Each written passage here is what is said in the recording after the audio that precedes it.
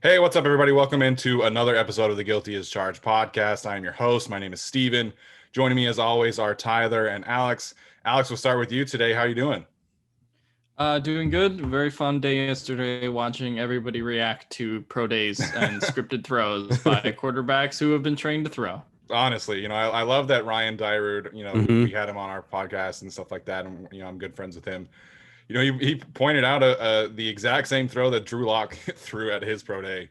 So, pro days in general, I feel like are more about confirmation or okay, like I need to go back and revisit this guy, which is I feel like what most people are missing right now. Because like if you didn't think that Justin Fields was talented and can run a 4.3 or 4.4, like I don't know what to tell you. Like Yeah. same thing with Patrick Surtain, JC Horn, and all that conversation. Tyler, how are you doing today? I'm going to start with this since it's relevant to our conversation today. As of 2015, thanks to Bleacher Report, the all-pro rate among first-round picks from the past 25 years was as follows. So guards 21.9%, tackles 19%, wide receiver 15.2%. The bust rate among first-round picks from the past 25 years, wide receiver 30.3%, guard 21.9%, tackle 19%, O-liner bust at 13, guys. Yes, absolutely. We are going to talk about the offensive lineman, and I'm so excited as the resident offensive lineman on this podcast. I cannot wait for this conversation. So we are going to highlight some of the offensive linemen in this class like we did last time with the wide receivers and tight ends, talking about some players that we're pounding the table for, players that we do not understand, as well as some sleepers, because we know that the Chargers will have to be adding, probably 3 or 4 offensive linemen in this draft class. But first of all, we're going to cover some news. I think the big news of the week in terms of the NFL is the 17th game being officially added. And so the Chargers will play the Minnesota Vikings. I think it was reported that that's going to be the last game of this season, if I'm not mistaken. I'm pretty sure Gilbert Manzano retweeted a tweet that said about that, which will be exciting. That's a really good game. And so we'll have 9 games to attend at SoFi, and Roger Goodell did say that he believes the NFL will be at full capacity next year, which is fantastic news. Tyler, any other reactions to the 17th game and specifically it being the Vikings for the Chargers? I'm just really, really excited to have another matchup to go see where I get to watch the Minnesota Vikings take on the backup second stringers of the Chargers because they're all injured by that time. And we're praying we can make the playoffs. Alex, any thoughts there, man? I had a couple. I mean, the 17th game is interesting. I was kind of hoping they would add another bye week in there. With the 17th game, I kind of don't like the idea of just the team having to play, a bunch of games consecutively if they have their, bye week early, or, right. probably could be split up better. But, the Vikings, here's the thing. Vikings fans are a bunch of herbs, and I hate all of them. You guys lost 38-7 in the NFC Championship. Get the fuck out of my face. Nick Foles took you out, all right? Anyway, so the thing with this Jefferson Herbert thing, right? They've been posting on social media about how they took over SoFi Stadium 2 years ago when the Chargers were ass that year. Yeah. And they posted that thing. It's like, all right, you guys have this big fan base, but somehow a team with no fans got Justin Herbert Pepsi Rookie of the Year. So maybe you guys got to vote a little bit harder if you want to get those awards. So I don't know. Vikings fans are a bunch of herbs, and I think that they should be laughed at. Especially for their grammar mistakes. No, it is a funny kind of budding rivalry, I think, because, like this whole Justin versus Justin thing could be a lot of fun over the next couple of years. Obviously, 17 games probably changes how much each team will play teams from the other conference, because I feel like before 2019 they hadn't played the Vikings in a really long time. I think since the Cromartie game was the last time, if I'm not mistaken. No, it'd been 4 years since 2015. Okay. Yeah. Well, I was in Mexico when that happened, so that didn't count. But I think this is exciting. I'm with you, though. I wish they would have added another bye week, because it's not just like during the season, right? Like they took away a bye week from playoff teams too. So, some of these teams are going to be playing 18 football games all in a row. And I really hope they adjust the schedule for when they can start the byes, because, if you have a week 5 bye, then you're playing, 12 games in a row and a playoff game potentially or more. So I really wish that they would have added another bye week as well. I just think that's for all this talk about player safety, it's like, what are we doing here? Like, Yeah. as long as the players get paid, I guess. But I wish they would have added another bye week. I also just don't understand not adding another bye week, because it's like, yeah, you have another week of games to sell, and you could probably just boost your money up that way. So that I didn't understand. So the last time the Vikings and Chargers played before last year was 2015. That was the game when Adrian Peterson ran for 130 yards. That was a nightmare game for that secondary, just getting mauled. Yeah, I was in Mexico without TV access when that happened, so that makes sense why I would not remember that. All right, let's get to the other news, which is the Chargers went out and signed Ryan Smith from the Tampa Bay Buccaneers, former 4th-round pick of the Buccaneers, who has become quite a nice special teams player. I think Phil Yates called him a special teams ace. I have not watched any film on him, and I think there was a little bit of a stretch there. He's not what's his name, Slater up in New England, and Tyler did point out that Derek Watt had like double the tackles in 2019 than he did. I think it's a good signing. They needed to add some depth pieces in the cornerback room who can play on special teams and excel in that role, and so we'll have to see. I expect him to kind of have a competition with a player like a Tavon Campbell or maybe even Brandon Faison as somebody that could potentially be cut. I'm hoping that they didn't sign Ryan Smith just to cut him, but I think it's a good signing. Yeah, I mean, I think it's a good signing. You can basically have him for the same price the Buccaneers did last year, which is nothing. I think he actually got the same exact deal than he had with Bucks. So a good signing. I mean, I think they're not going to really have like a special teams guy that outclasses all the others and puts up all these tackles, like Derek Watt or Adrian Phillips back in the day. I think it's just going to be kind of combined performance if they are going to boost the special teams. So if you get a Kyler Fackrell and you get a Ryan Smith and you get some of these guys that can contribute, the net effect of that is pretty positive. I hope for his sake and the Chargers' sake that he never has to play corner, because you go through some of those PFF advanced stats for what he played, 400, 500 snaps, not the best quality, but for the price they signed him at, for the role that he should be projected to have, and we think they're all going to draft another corner pretty high in this draft, I have no problem with the signing, and it seems like it helps out quite a bit. Yeah, I have no problem with it either. I believe, I could be wrong, but I believe when you look at the snap counts for him, they drafted him in the 4th round, and then they started to ease him in a little bit, and then they just took away all his defensive snaps. So I feel like that kind of tells you what he was like at corner. I've not watched him. This to me is just like their Avery Williams replacement, where they were looking at meeting with Avery Williams to potentially draft him at some point, the DB special teams guy from Boise State. Maybe they do, but now they don't have to worry about it as much, I suppose. But still, like a little more help is good, and they have another player, I guess. So Faison's gone, so I guess this is kind of like what Faison was doing at some point. Well, Faison's still on the team. They did re-sign Brent Faison. That's okay. So I mean, I'll expect those guys to have a competition. Him, Tavon Campbell, and I think what's his name, John Brannon is still on the team. So he'll probably be on the practice squad. But I think this is a fine signing, and I do expect them to, maybe add one more depth / special teams guy, maybe a linebacker, maybe a safety kind of player. Yeah. Because they can't rebuild all the special teams in the draft, right? Like they've got to get some veteran presences out there, and they've done that with Kyler Fackrell and Ryan Williams. So we're going to move on to our offensive tackle conversation. Before we do that, I do want to give a shout out to our sponsor, Manscaped. They've been a great partner for us, and they've got a lot of great products to make sure that you guys are feeling your best for the summer months that are coming up. You can use the code GUILTY at checkout for 20% off your order. Again, that's the code GUILTY at checkout for 20% off your order. All right, let's get to these offensive line conversations. I'm going to start, if that's okay with you guys. Sure. Yeah, you can start. This is your day. This is your special day, Steven. We're going to start with the offensive tackles, and I think enough people know how I feel about Elijah Vera Tucker. I've talked about him every chance I get on social media, and I've done a film breakdown on him. But when it comes to the Chargers, I do think that they would view him as a guard because of his arm length. We had a similar conversation about Rashawn Slater, and then Rashawn Slater was able to kind of meet that minimum of 33-inch arms to kind of be perceived as a tackle first, and then interior later, depending on team need.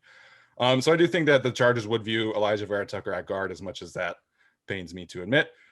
So my pound the table guy here is actually going to be Texas offensive tackle Samuel Cosmi. And the evaluations on Samuel Cosmi are all over the map. Some of the guys at the Draft Network think that he should be a player that the Chargers consider at 13 overall. Some analysts at like Pro Football Focus and Pro Football Network think he's a second round tackle and could be available at like 50. Like it's all over the map. I believe in Samuel Cosmi, and to me, when you look at his film, like he does have some technical issues, and he did play down a little bit to competition this last season, which was a little frustrating to watch. And that's kind of where that inconsistency in technique kind of happens. He has a little bit of a tendency to latch on as opposed to bring a diverse hand placement package to the table.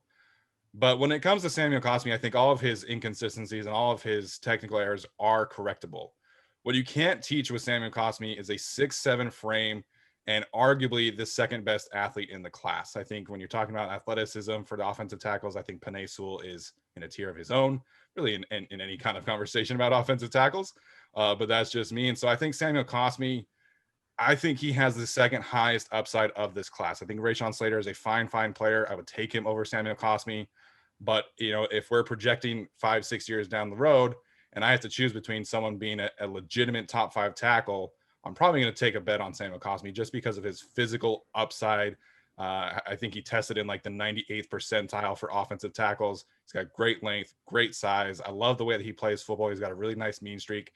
Again, it's just a little bit of fine tuning with the techniques. And I think if you can pair him with an offensive line coach who can fix those, then you've got a goldmine offensive tackle who can develop into a legitimate Pro Bowl, All-Pro tackle in 5-6 years. If the mistakes are correctable, I'm just playing devil's advocate here. Why have they not been corrected the past 3 years since he's been a starter the past 3 years? No, I think that's a legitimate conversation and legitimate question to be had. Not that you would know. It's tough for me to say it like without being in that room, but right. It's also like hard to ignore the kind of dumpster fire of coaching that has been happening at Texas last year. Okay.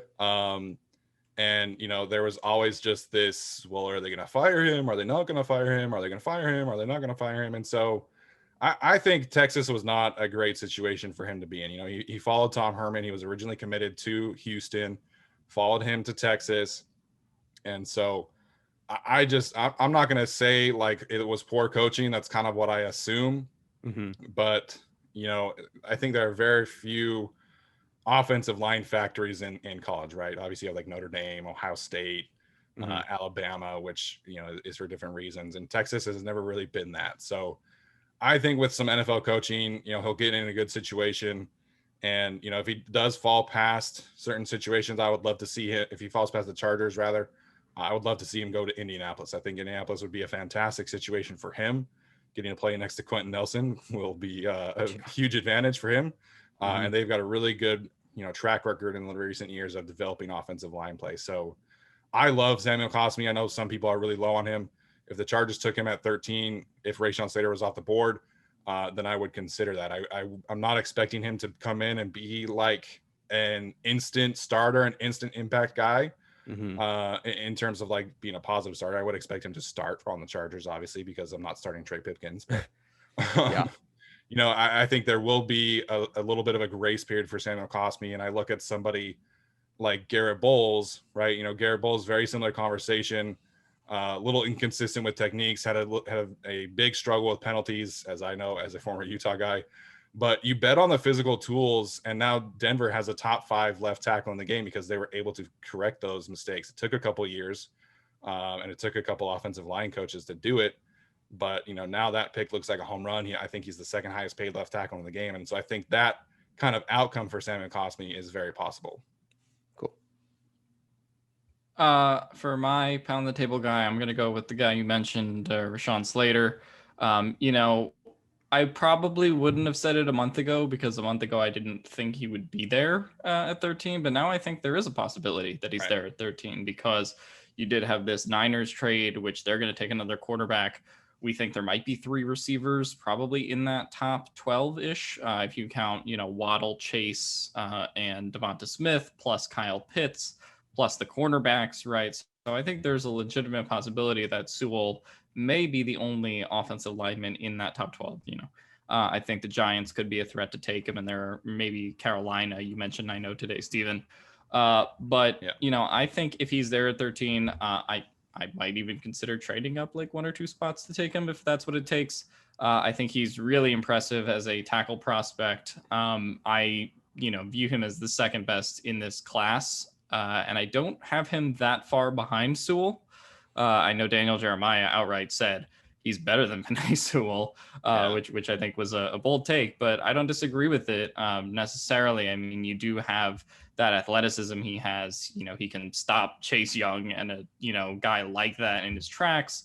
I think he would work very well in a kind of West Coast offense situation, and he has that versatility that Brandon Staley has craved and the Chargers coaching staff has craved. If it doesn't work out at tackle for him, you can put him at guard, similar to sort of the Elijah Vera Tucker conversation. But I think there's a lot of ways that you could use Rashawn Slater, and if he is there available at 13, I just feel like he kind of has to be the pick. Absolutely. Rashawn Slater at 13 would be a home run. Like, I would be so happy if that is the case. And, I was just doing a draft profile on Elijah Vera Tucker, for the LAFB network. And I think the biggest difference between his future at tackle and Rashawn Slater's future at tackle is that Rashawn Slater is a bona fide technician. Like, he brings a very diverse package to the table. And that's how he was able to beat Chase Young. And so to me, everybody kind of wants to talk about Elijah Vera Tucker against Oregon and Kayvon Thibodeau, and maybe that kind of exposing Vera Tucker's lack of length or lack of athleticism. To me, that exposed the fact that Vera Tucker had only played tackle for 6 games, right? And so, you look at somebody, how you beat an athlete like that is you bring a diverse hand placement package to the table and keep him guessing. And that's what Rashawn Slater was able to do to Chase Young. He brought a very diverse package to the table, and he was able to win that way. I think he's a fantastic athlete, and I think he definitely fits the kind of outside zone scheme, bootleg, play action kind of stuff that I think the Chargers are going to be running. So Rashawn Slater at 13 would be a home run pick.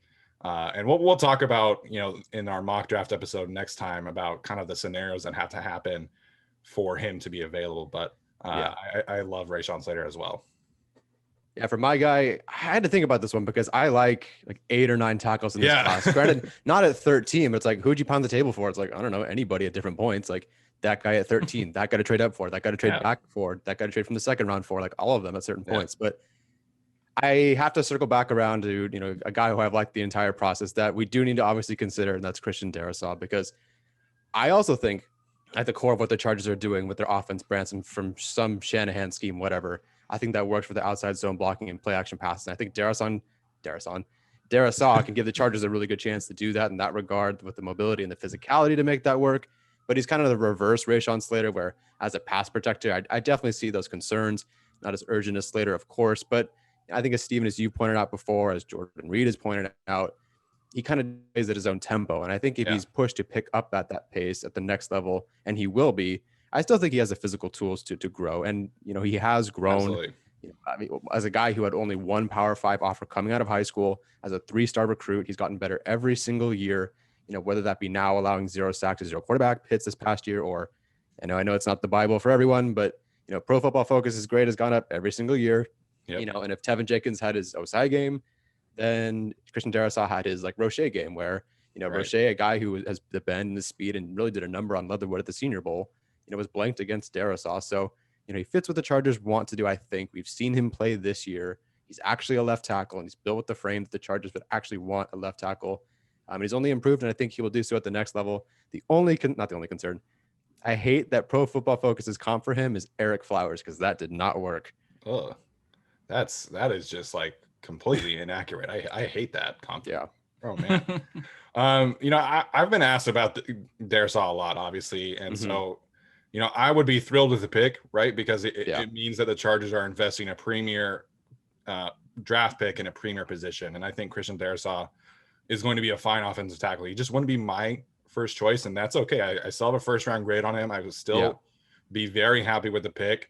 Some people have asked me, oh, do you think he's lazy? Do you think he's, lackadaisical? And without being in the room, I'm never going to call an offensive lineman lazy. That's just not something I'm going to do. For me, he plays at his own pace and he controls his own pace. And that's what I will say. And if that pace allows him to be an all-pro tackle, then I'm all for it. I do want to see more urgency out of him. But we were talking last year with Jason about quarterbacks and how Jalen Hurts was higher on our board because he had always improved. Every single year you saw him take positive steps forward as a thrower of the football. And Christian Darrisaw has that same kind of track record, right? Like he's improved every single year in the ACC, which has great pass rushers. And that improvement matters. And that obviously led to him being a potential first round pick. So I like how you mentioned that there's so many offensive tackles in this class that I like. I have 8 in my top 50. I have 8 first round grades. It's a very deep class. I'm a fan of all of these. Let's switch gears for a second to talk about some players that, again, we don't necessarily agree with their evaluations or agree with their tape. The player that I'm lowest on in this offensive tackle class is Jalen Mayfield. I don't understand. Daniel Jeremiah has him in I think 23 on his top 50, and the Draft Network has him consistently being taken in the 20s. I don't see it. I see a physical player, but I also see a slow player, and I also see a player who is not very urgent in his run blocking. He's not very urgent in his pass sets. He's not very diverse in his pass sets. And so for me, I watched him in the first game. I was like, this guy needs to be a guard. Like he needs to switch to the inside. And that's where I have him graded. It's just a little tough because unlike Elijah Vera Tucker and Rashawn Slater, we haven't seen him play guard. So his evaluation is tricky for me. I don't agree with him being a first round tackle. I just don't. And then he went out and had a horrendous pro day. That's one of those where you're like, okay, this makes sense. I'm not seeing an elite athlete and the test numbers show me a player who's not very athletic. So I don't understand Jalen Mayfield very much at all. I think he would be a much better guard at the next level than a tackle. Yeah, I only watched, I think the best part for him and his grade right now is the fact that I just only watched one game from 2020, the Minnesota game. I know he played only one other game anyway. So I am assuming that he did not have a great 2019 season, correct? I watched him play against Ohio State, and those pass rushers gave him a lot of fits with speed to power rushes, speed rushes. Granted, that was Chase Young and company. So, but still, when you compare first round tackles, right? You see Rashawn Slater do really, really well against Ohio State, and then you see Jalen Mayfield just good call, got wrecked. So, I'd be okay with taking a shot on him in the back end of the second round as a tackle, but for me, if I'm drafting him in the first round, if I'm Chicago or somebody like that, and he's the best offensive lineman on the board, I would take him and put him at guard. I would not put him at tackle. Okay. Yeah, my sort of sell guy, I don't know if I want to say sell or guy that I don't quite get is the stock on James Hudson from Cincinnati. He's kind of projected to be about a second round pick now. Yeah. I think he's somewhere in the 60s on Draft Network. So if the Chargers really wanted to draft him, it would have to be the second round because he probably won't fall back to them. So, and this is kind of increased with the cornerback discussion, right? If the Chargers do go cornerback in the first round, then they likely have to take a tackle in round 2. And my problem with Hudson is that he's a little bit raw. I think his footwork, his hand technique is a little bit rough. And I don't expect him to be a starter in year 1. So that kind of brings up a problem that if you're taking corner in the first round, if you're going to another position, then that's, it can be problematic. I think if you do take a Darrisaw or a Slater or a Vera Tucker in the first round, then I think it becomes defendable to then maybe take him in round 2. Yeah. But then that, that kind of brings up the fact that you're not addressing your other positions in the draft, right? Like cornerback in the second round. So, he had a rough game against Azeez Ojulari, unfortunately, in that Peach Bowl. It's not the end of the world. Again, Azeez Ojulari, as we've all said, is super good, and I think is going to have a heck of an NFL career. But I just feel like he's a year away from being a year away. And with the position the Chargers are in right now, I don't think they can use a premier pick in the second round on a tackle that is probably a little bit further out from playing. I don't think he's quite a Pipkins developmental project by any means at all. But I do think he really struggles with certain pass sets, and for what the Chargers are going for this year, I just don't think they can invest a really high pick on a player like James Hudson. Yeah, I mean, go ahead, Tyler. Sorry. Oh no, you're good. Can you guys hear me? I can't hear myself. Oh, okay. Anyway, the voices. So yeah, I understand the concerns for sure. I don't think he's a year away from a year away. I think he's a year away or so. There's no way I would like the him being the plan B for left tackle would be a catastrophe. But if they go left tackle and then they decide to double dip and take Hudson and then let him be the right tackle, that's fine. Right. But yeah, I completely understand the concerns of him being, like a starter left tackle this season. I just don't think he's 2 years away, but who knows?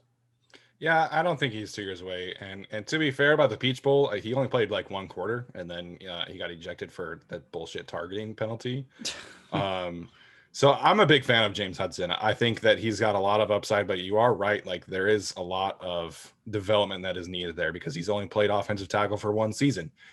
To my knowledge, he did not play offensive tackle in high school. He went to Michigan as a defensive end or defensive tackle, and then transferred to Cincinnati to play offensive line. So he's only gotten like 12 games in the Senior Bowl as a tackle. Right. So I think he's a year away.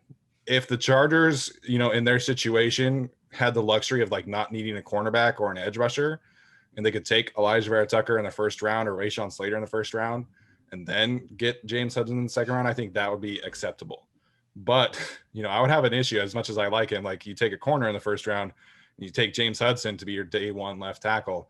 Like that is where I'm like, okay, I don't agree. Yeah. So we are on the same page in that regard. I do think that James Hudson has a lot of potential.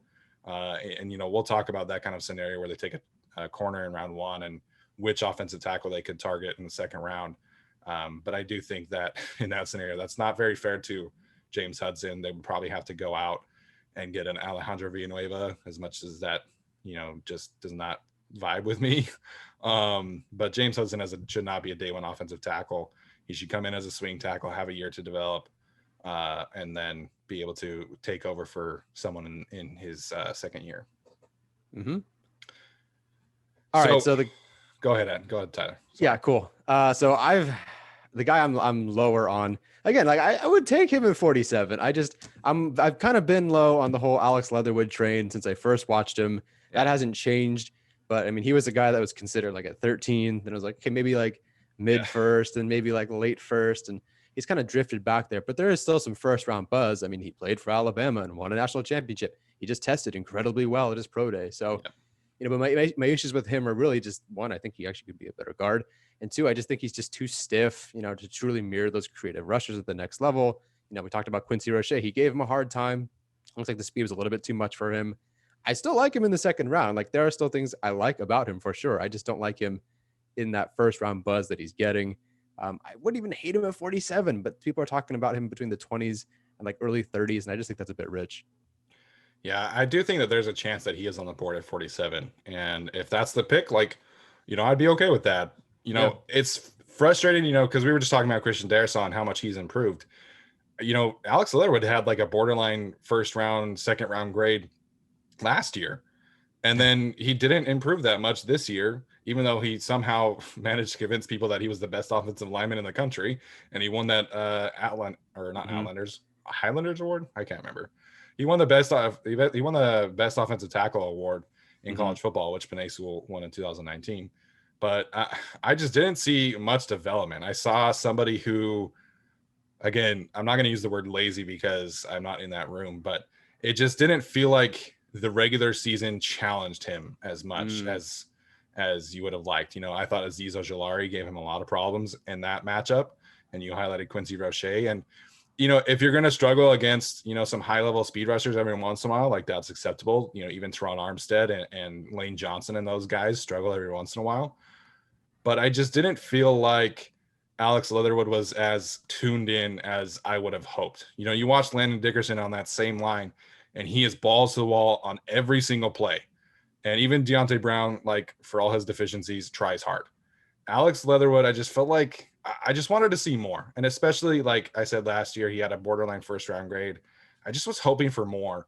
And we didn't get it. And like, that's okay. Second round player, that's fine. I was hoping for some more development, and we didn't get it. Alex, any thoughts on Alex Leatherwood? I like Alex Leatherwood. I wouldn't completely hate taking him at 47. To me, the option that I really have come to like at 47 more though is someone like Brady Christensen, who I think could be there. I just think there are better options for the 47th pick and guys that have higher upside. But I do think, if they take a Leatherwood, I mean, it's a dramatic upgrade over Pipkins. But I don't know if that should be the standard. But yeah. I definitely have my issues with him, but if they decided to take him in the second round, I can't say that I would really hate it. Yeah. Nice. Yeah. So let's get to our sleepers. I think my sleeper that I want to bring up here is Spencer Brown. Unfortunately, COVID wrecked a lot of things and it canceled his 2020 season outright. I think if he had a 2020 season, we might be having a conversation where Spencer Brown is probably a second round pick, and he might be just because of the positional value. But I think as somebody who could potentially go in like the third round, I think he's got, the chance to really outkick that coverage, so to speak. I think, when you talk about athletic profile, he's got everything in the bag. He's a former tight end. I think he's listed at 6'8.5", and he's really got a high level athletic profile. And I want to say he tested, in the 97th, 96th percentile for offensive tackle. So there's a lot of upside there. As a former tight end, you can see like how that has influenced him. Like, you want to look at, stances, and right away you see him have more of like a very narrow tight end stance. And like, that's okay. Like that's correctable. But there are definitely some instances where he struggles with speed to power. That was kind of the big thing at the Senior Bowl that gave him a lot of trouble. Dalen Hayes gave him a lot of trouble. So did Jonathan Cooper. And so he definitely needs some development. Again, I wish he would have had a 2020 season so we could see him develop a little more. He needs to fill out his frame. That's the main thing. I just need to see him add some more functional strength. But as somebody that you could draft in like the third round, maybe potentially even like pick number 97, I think that's a great situation for the Chargers, and somebody that, after they move on from Brian Bulaga next year, well, theoretically, you can have Spencer Brown step in, and then you would have two young bookend tackles who have a ton of upside, hopefully. I think you can count on Spencer Brown as somebody who can really come in and make an impact in year 2, year 3, and really show out. Yeah, I like the idea as not a project. I mean, he's kind of a project. The only thing is that like Hayes and Cooper aren't that good of edge rushers, so yeah, I'm a little worried about that. No, it's a very a poor man's Sam Cosmi, right? Like very athletic, very high level, athletic profile, but definitely needs some more development and technique. And he's a year or two away from having an NFL body, which I think is like the biggest thing there. Gotcha. But there's this play that I watched on film. He was playing right tackle, right? And they ran a screen to the left side, and instead of pulling the left tackle out, they pulled Spencer Brown all the way to the other side, and he went out and laid somebody out. So his athletic profile is insane. But again, it's just like he needs a year, maybe 2, to really, become an NFL tackle. Gotcha. Nice.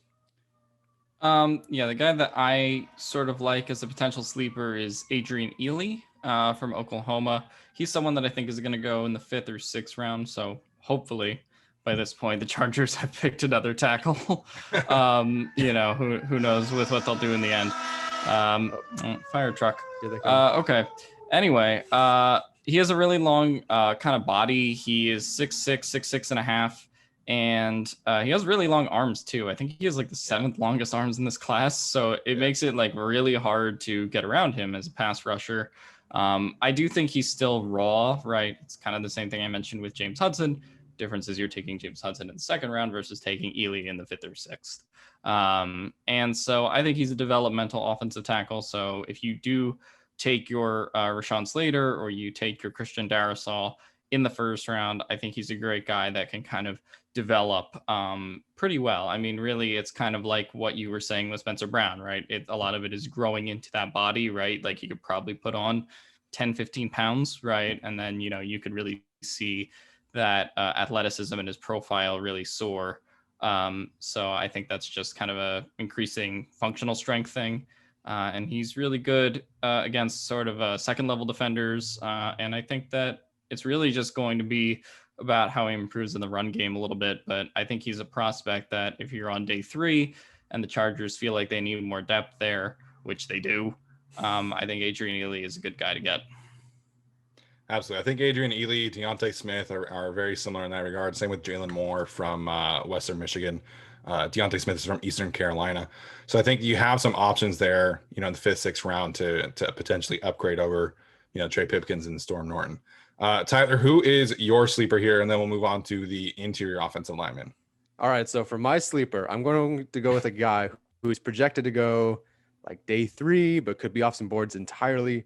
He has everything you want as a football player and that he does everything well. He's a mean machine, always looking for work. But at this point in the draft, hey, it's a dart throw. So, why look any further than a guy who got it done in college at a high level? But he hasn't played the position since 2018. I'm going to piggyback what we were talking about yesterday and go with Trey Smith from Tennessee. I get the issues of position and medicals. You talked about Botch Lombardi, said he was a tackle. He played guard the past 2 seasons, but he's 6'5", 320. And apparently his RAS score was counted against other offensive tackles. And he's the 23rd best score out of the past 1,100 tackles since 1987. Can he start week 1? Hell no. But should you develop him and take that gamble? Sure, why not? Like, I think he has more upside, even though he was a guard, and he's probably a better guard anyway. But, like, why not take this shot on this guy who was actually a guy who could go in like the 20s in the first round if he had no medical issues? Like, I don't know. I'm willing to take that shot, honestly. It's a sleeper pick. It's a developmental pick. It's day 3. Why not? Trey Smith, that's an interesting one because he did take reps at tackle at the Senior Bowl as well. So he's definitely got like the build and the profile and the length. And I love Trey Smith as a guard. So, if you're getting that kind of player who can come in and do some very similar things as Elijah Vera Tucker and play tackle in a pinch, I think that is a really interesting pitch.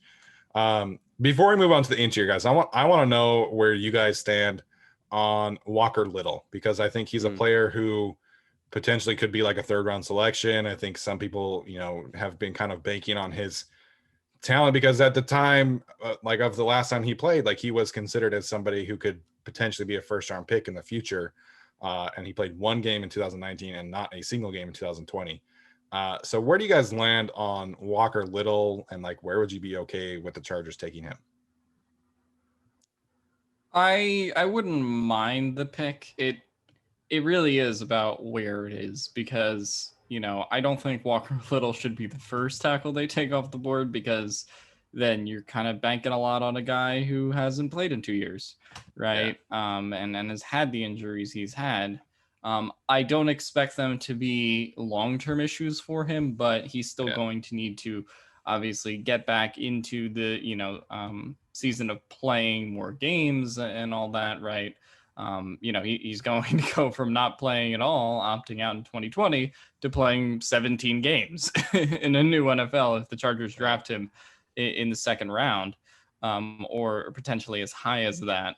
So I wouldn't hate it, but there is definitely an injury concern, and maybe less of an injury concern and more of a conditioning concern, I guess, for me, and seeing, how exactly is it going to work with him coming into the NFL, especially in this season where, there's going to be a lot of moments where you just kind of have to see how it plays out.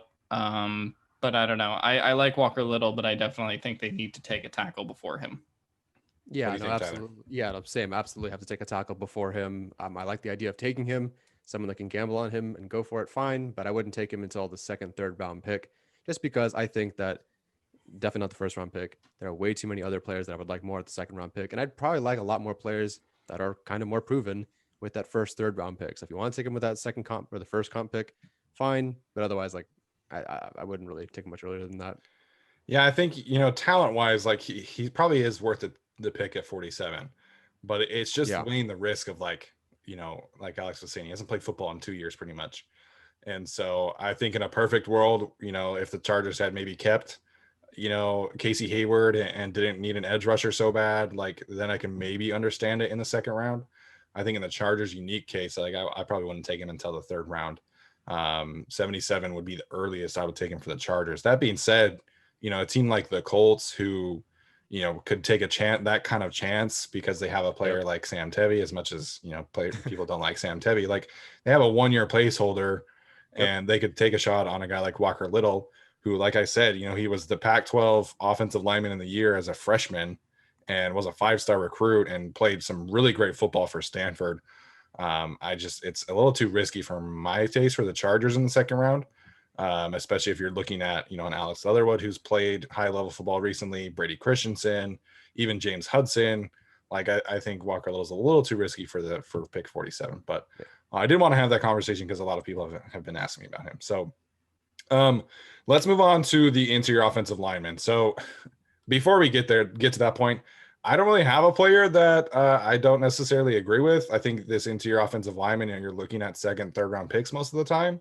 Mm-hmm. So there's not really like, a player that I don't get. So instead, I'm going to personally talk about two sleepers because Tyler and Alex each have a player that they are going to talk about being a kind of a sell candidate. But my guy that I'm pounding the table for is Landon Dickerson. And I've loved seeing these pro days at Alabama because of the personality that is coming out. Like the cartwheels yesterday was hilarious. But I think, medical risks included, I think you can take Landon Dickerson and he might not be able to play for 10 years in the NFL because of those medical risks. But I think you draft Landon Dickerson and you get a day one starter at either center or left guard, right guard. He was a tackle in high school, played tackle at Florida State. So he could realistically play all 5 positions in the NFL. He's massive. Cole Kubelich told me rather that he's taller than Alex Leatherwood. He doesn't have as long as arms as Alex Leatherwood, but he is taller. And so I love the way that he plays football, man. And he's so physical, can really, push people off the ball and is very mobile in the second level. And he's just a very violent football player. And I think if you take away the medical risks, you're looking at a Quentin Nelson type of player, like somebody that can really be a bully on the offensive line. And that positional versatility is huge. So again, if you're looking at him in the second round, I think it's worth the risk because, you're not taking him to be a franchise left tackle. You're not taking him to be, a 10-year player. You're really baking on, 6 to 8 years of high level interior offensive line play. And I think that's worth a second round pick. So I love Landon Dickerson. He was my first prospect that I broke down via, through our film. And so I think Landon Dickerson is going to be a great, great player in the NFL. And I would take him on any team in the second round. His stock has just done nothing but go up, other than the fact that he hurt himself. Everyone just seems to be falling in love with this guy. Some of the projections for him are that he's like the best lineman in the draft at any position, period. I've seen that thrown around. It's like, well, okay. I don't agree with that, but I think there's like a legit conversation that he is one of the best linemen at his position if you don't look at any of the injuries and whatnot. I'm a huge fan of his. Your breakdown was great, but also the interview with Cole Kubelich, I believe. Yeah. Where he says that it's not, as a transfer, he goes to Alabama, and when he goes down, another scout or someone told Cole Kubelich that, it's not that they just lost their offensive lineman. It's not that they just lost the leader of their offense. Like, they lost the leader of the Alabama football team. And for him to have that kind of praise, I think says a lot. And you just see that infectious personality, even in this pro days, like those cartwheels, so for such a talented player, such a charismatic guy who is clearly a leader. I wish he wasn't hurt. Like, it sucks that injuries exist because guys like this deserve to go in the first round. And I think he will. But if he's there at 47, I might just scrap pretty much every other plan I had for a defensive player because his upside is enormous. I agree. Alex, any thoughts on Landon Dickerson? And if not, who is your guy that you're pounding the table for? I like Landon Dickerson, but to not sound repetitive, I'm going to go with a different guy. I went with Ben Cleveland. He's kind of going to be a 4th, 5th round guy because he's not the best athlete, right? I don't think he's quite as athletic as Landon Dickerson, who, is doing cartwheels at Mac Jones's pro day after tearing his ACL.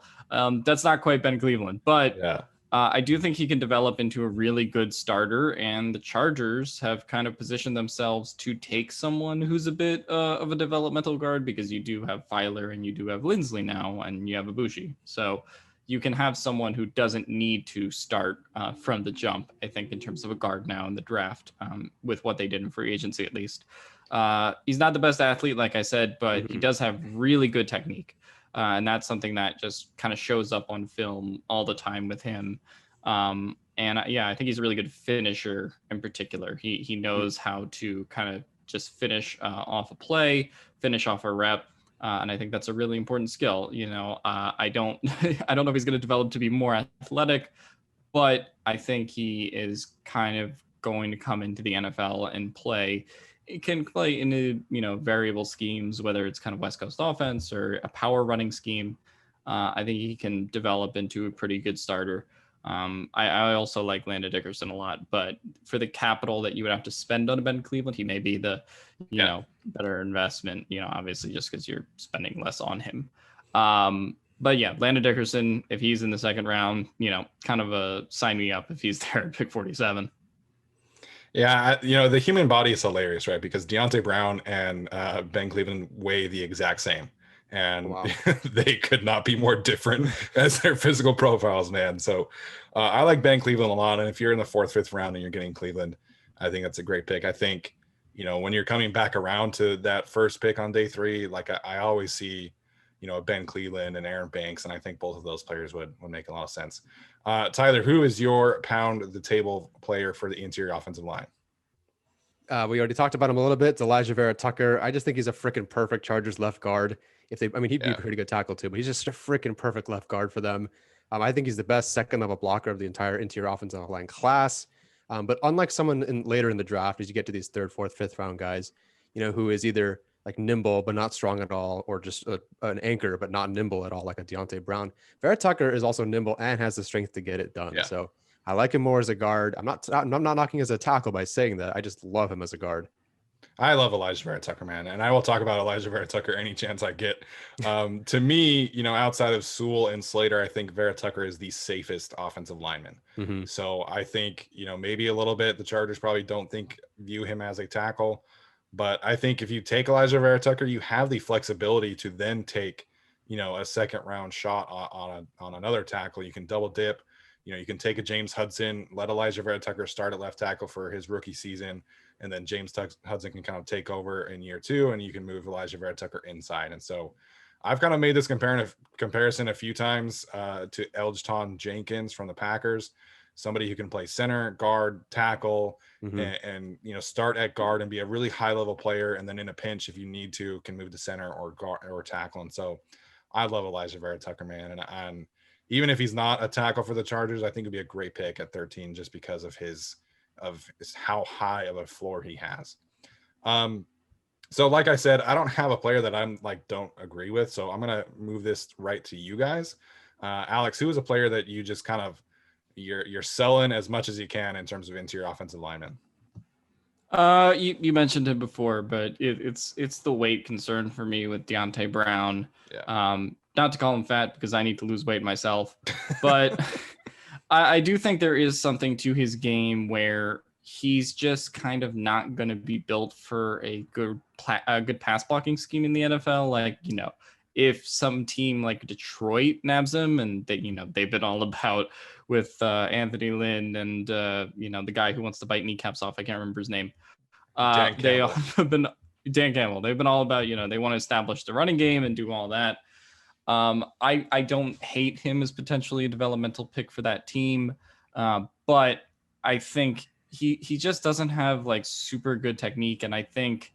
Yeah. Even, people are like, well, what if he lost 20 pounds or something? I'm like, yeah, but I don't know. I still don't think he would be the most versatile pass blocker. And, I just think when you consider what Staley, wants, what Frank Smith wants, and I just don't know if, Deontay Brown quite fits that mold of the other offensive linemen that they go after. I just, can't see Deontay Brown next to Corey Linsley and Matt Filer. It's just a weird picture in my head kind of thing. So I don't hate him for another team, and I think he could have NFL potential, but I do think there are size concerns there. And I just think as a pass blocker, I don't have a very high grade on him. And I probably would wait till the 5th roundish before I would, spend a pick on him. So that's kind of the guy I'm selling. And I know Tyler at least has similar feelings about Deontay Brown. Well, I don't know what happened to Deontay Brown's stock because everyone started to love him because of that picture because he was big and fat. And then now the knocks are on him. The knock on him is that he's big and fat. Yeah. So what happened? Like like a second round pick to like a fifth round pick for the same, like him and hate him. So I don't know. I don't know what happened there. Well, it's so hard for me to envision him being like, a truly effective guard, right? Because, it's not like the main thing that guards do, but so much of what, teams are doing in the NFL require guards and centers to get to the second level. And Deontay Brown can't do that like at all.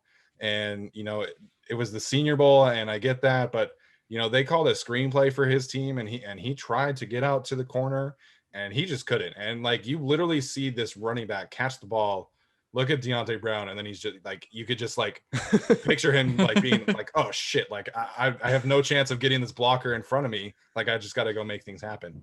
Yeah. And it's something that happened on tape too. There were times when I'm watching Alabama and they're running to the left and Deontay Brown pulls out to the left, Landon Dickerson pulls out to the left, and Landon Dickerson has to run past Deontay Brown because he's in the way. So yeah, it's not the end all be all, right? Like you can put him into a power scheme like the Ravens or like the Lions and he'll be okay. But because of his lack of athleticism, like he's never going to be a great player. And Chargers fans love to say like, oh, he's nasty, like we need some nasty. Yeah, but the Chargers are going to be running a lot of outside zone schemes. Mm-hmm. And Deontay Brown should stay as far away as possible from Los Angeles because like 50% of what outside zones require are interior offensive linemen who can get to the second level. And you just talked about Elijah Vera Tucker being the best second level player. I think Deontay Brown is the worst second level player.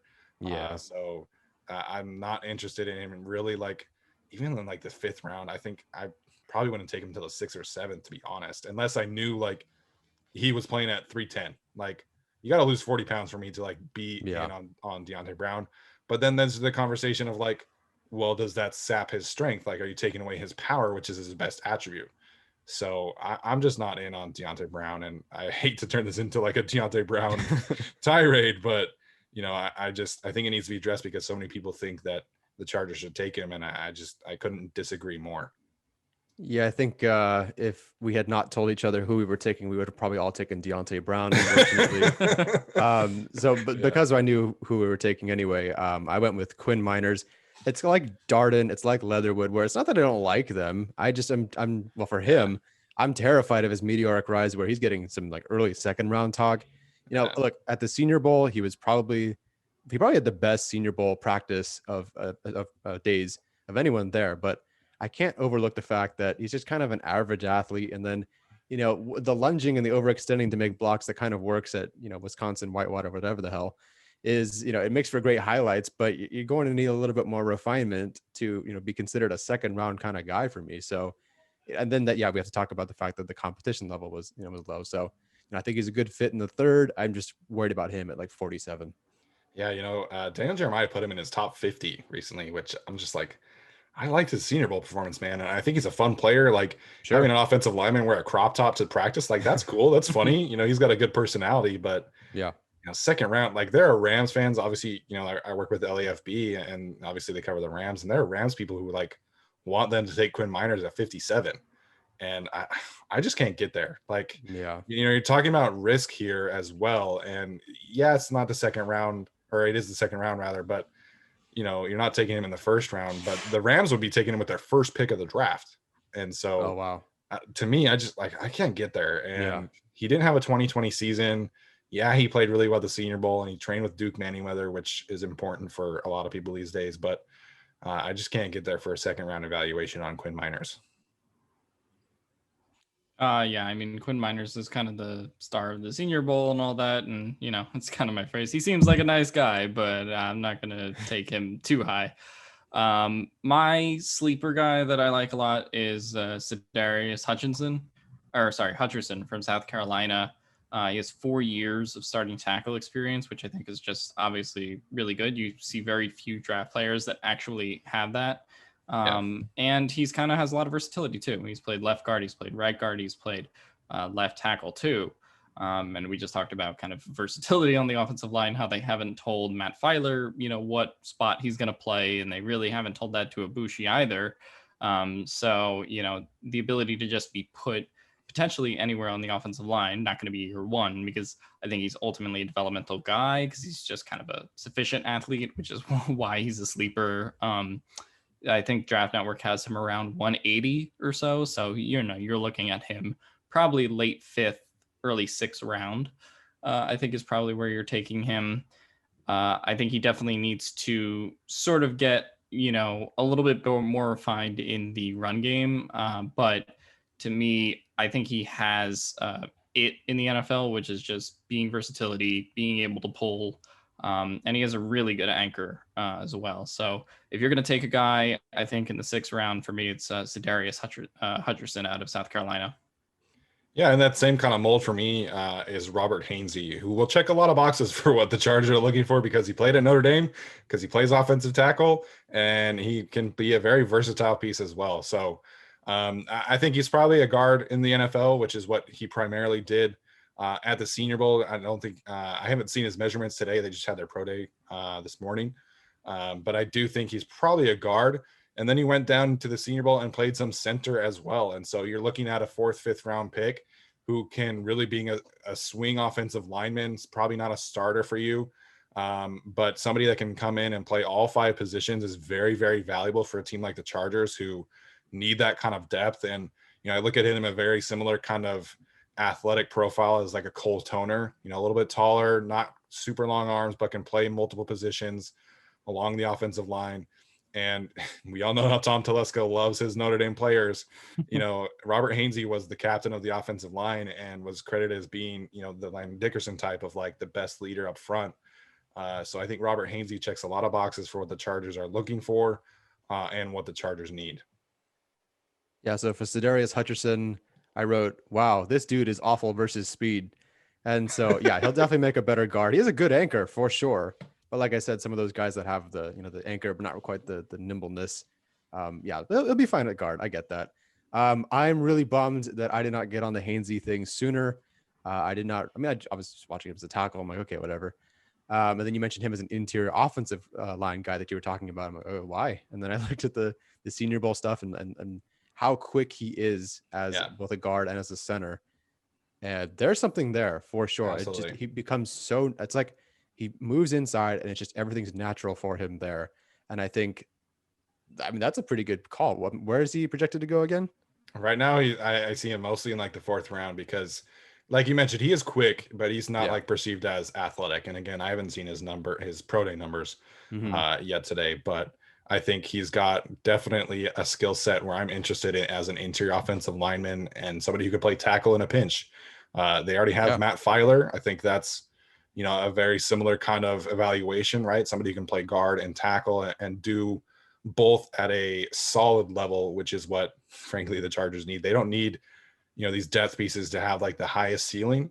They just need some players who could come in and not, tank the boat. And so I think Robert Hainsey could definitely fit that mold. Nice. All right. So for my sleeper, I will go with Drew Dahlman out of Stanford. Dahlman's dad played at Stanford and with the 49ers. Apparently everyone's got a dad who played football in the NFL these days. It's crazy, man. I don't know what it is about this particular draft, but Dahlman himself, he played football and ran track in high school. He was, his high school's National Honor Society. Right now he's projected as a 6th round pick by Pro Football Focus. And he's the Draft Network's 300th ranked prospect. But hey, this is for sleepers, right? Yeah. The bad, first and foremost, is his anchor because it's awful. It's terrible. Like it's easily the worst part of his game, without question. He's 6'3", 300 pounds. I think he has room to grow. I think he can grow.